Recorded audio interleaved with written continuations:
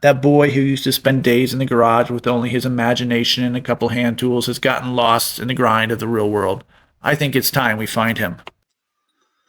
Today's woodworking project is a great little scrapwood idea, and we're going to do it all from 2x4s or 4x2s for my mates on the other side of the pond.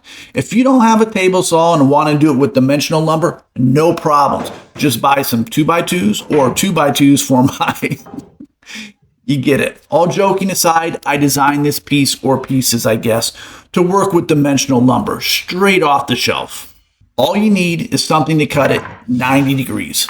Each and every cut, glue and screw at the most basic level, dowels or plugs. A 2 on a scale of 10 for difficulty. I will, of course, reuse, recycle, rip, cut, and trim to get my lumber. So it looks way more harder than it actually is, but you don't have to. Feeling the need to do something a little different today, not just a colonial or farmhouse piece, but something a little different. Wanting to put some new elements into my design, I hit the web, and Lugo came through, directing me to Art Deco, then to Bauhaus, to Art Nouveau, then back again to Bauhaus. From there, I took a design and I ran with it. I didn't run far though. The bones are all the same, just made 100% from wood and softened up a little bit to showcase that homemade charm we love, removing the hard plasticky look and sheen, turning it into warm and inviting. Or so I hope. I think first thing first, let's get our tops into glue up. If you're using dimensional lumber, straight from the box stores, skip this step. Go buy yourself a 2x8. I'll be ripping down 2x4s, removing the round over edges and squaring it all up.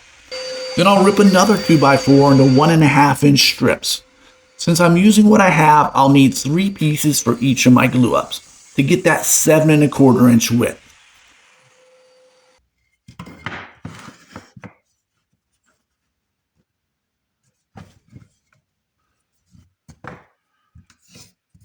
I lay them out and mark them for orientation and glue them. It's simple. Type on 3, clamp, wipe off the excess glue, and weight them down.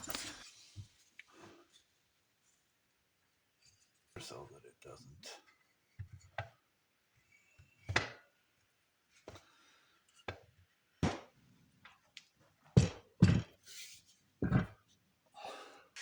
Now, while that's drying, I get into the base of these things.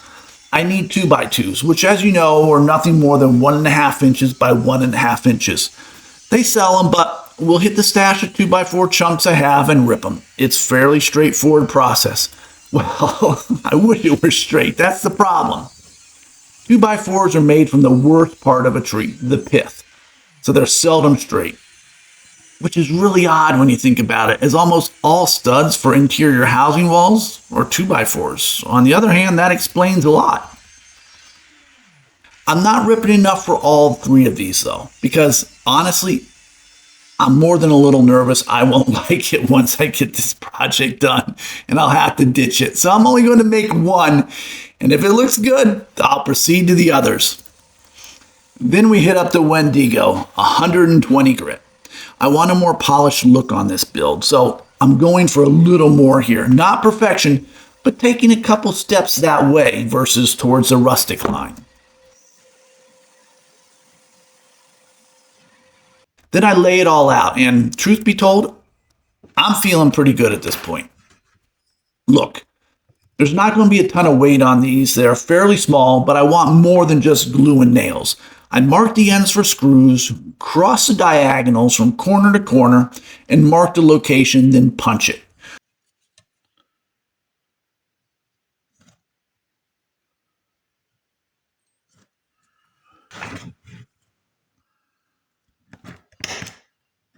We're going screws, countersink them, and dowels. It gives a nice little look to this piece. And yeah, I screwed up. Grabbing the backer board to avoid tear out should have been the sign I needed, but it wasn't. There is no tear out, as you're not going all the way through the board. But I did.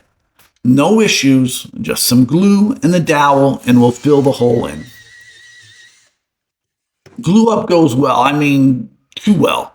Type on 3 again, 2 is fine. I just have 3. Let the end grain soak the glue a little, then reapply. Now, let's talk end grain a moment. You don't screw into it. It doesn't hold. But sometimes you don't really need it to hold, meaning there's no real pressure on it. So in this case, we engineered this so that the top support sits on top of the leg. So there is nothing trying to pull the screw out. It drives the weight down into the ground.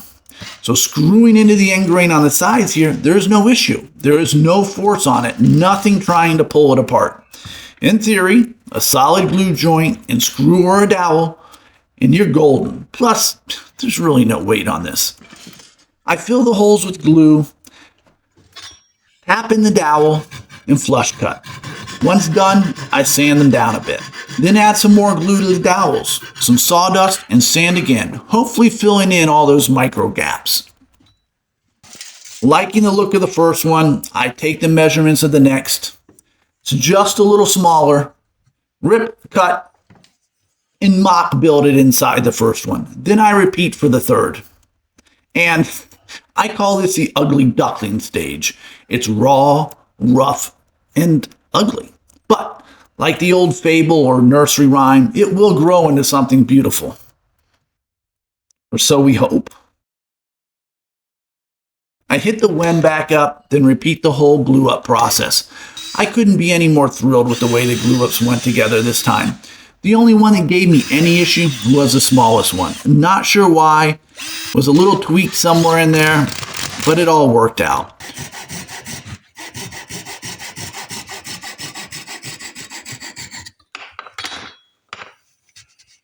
Once dried, I take the orbital to the maul, rounding over all the edges.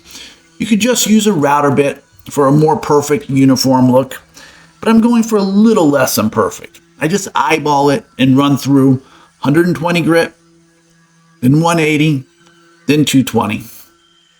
Even going so far as to hand sand the edges that need a little more in the end. Look, this is a part no one shows on YouTube. It's always, hey, just 10 minutes here. Yeah, you need to sand to finish it, but we'll do that later. Not telling you that the sanding and the finish takes the time and is where the project shines.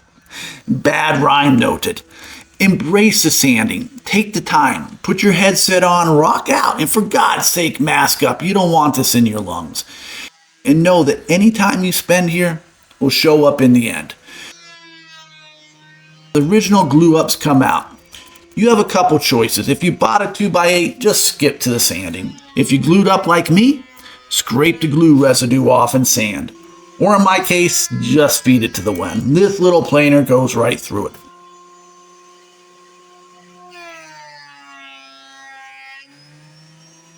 And then I sand 120 grit, removing all traces of any snipe. Not that there was a lot. Rounding the edges over, spending extra time on the end grains. The finish.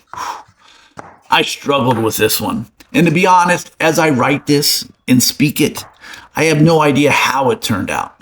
I was torn between rustic paint and colored stain. In the end, I wanted a more finished look than peeling paint would give. So to honor the Bauhaus original, I went with colored stain, watered down acrylic. And chose 3 colors from the ones I had. I'm more than a little nervous as they're all metallic. I'm not sure I'm going to like that look. And it takes a bit to get my mix on, a little heavy at first, then I get the water to paint ratio right and I just go for it, committing. Deep blue for the larger one, aqua green for the middle, and red for the smallest. And as I leave them to dry, I'm feeling better and better about this project every step of the way. The legs. The originals were oak, thinner and just shellacked. I thought of black for a more modern line, thought of whitewash for a beach house look or a lake house. Even golden oak danced in my mind a bit for that rustic colonial look. But in the end, I settled for straight up shellac. Well, pre-stain conditioner as I didn't have any shellac. I just brushed it on and let it dry. All right, here we are, done, but not done. I think I will still drill some holes and screw and dowel the legs to the bench tops. They're just glued and tacked on right now. I love it. The colors came out great, metallic flakes and all, true to the Bauhaus influence of color blocking.